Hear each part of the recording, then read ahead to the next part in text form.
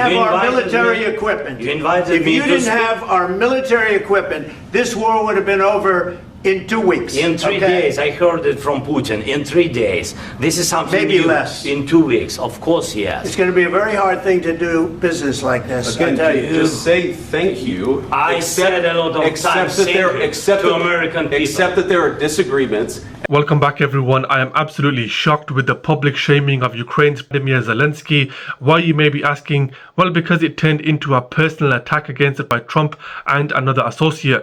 The truth of the matter is, stated the obvious that from years 2015 to 2022, he and his country received no help from the US, despite the countless number of conversations and agreements signed. Trump and his associate didn't like the fact that stated an obvious fact and instead flipped the switch. Let's take a look.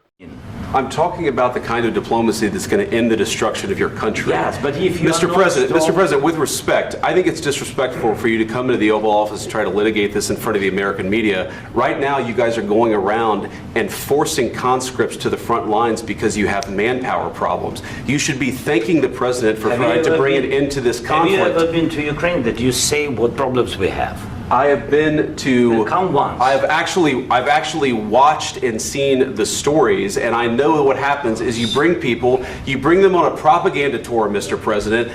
Do you disagree that you've had problems bringing people into your military? And do you think that it's respectful to come to the Oval Office of the United States of America and attack the administration that is trying to prevent the destruction of your country? A lot of questions. Let's start from the beginning. Sure. First of all, during the war, everybody has problems, even you, but you have nice ocean and don't feel now, but you will feel it in the future.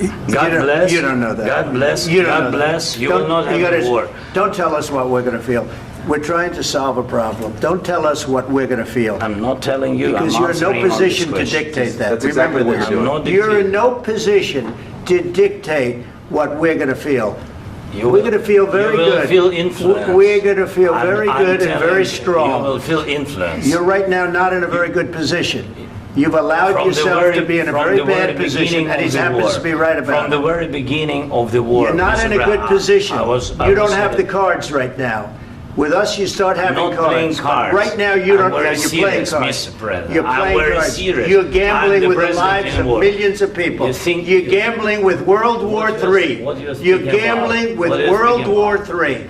And what you're doing is very disrespectful to the country, this country, that's back to you, far more than a lot of people said they should have. Have you said thank you once this A lot entire of meeting? times. No, in this Even entire meeting, today. have you said thank Even you? today. You went to Pennsylvania and campaigned for the opposition in October. Offer some words of appreciation for the United States of America and the president who's trying to save your country.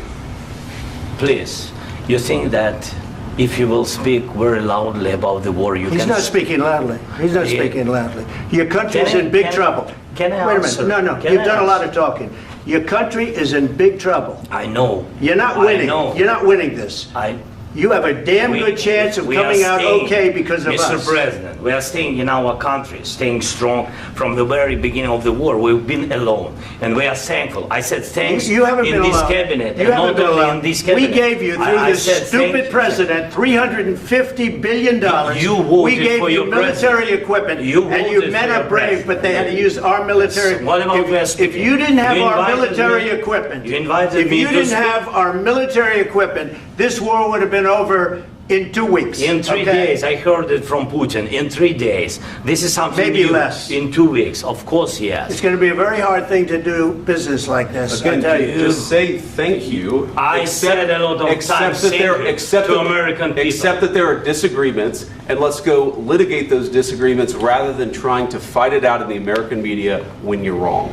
We know that you're wrong. But you see, I think it's good for the American people to see what's going on. I understand, sir. I think it's very important. That's why I kept this going so long. You have to be thankful. You don't have the cards. You're buried there. Your people are dying. You're running low on soldiers. Listen, you're running low on soldiers. It would be a damn good thing. And then you tell us, I don't want a ceasefire. I don't want a ceasefire. I want to go and I want this.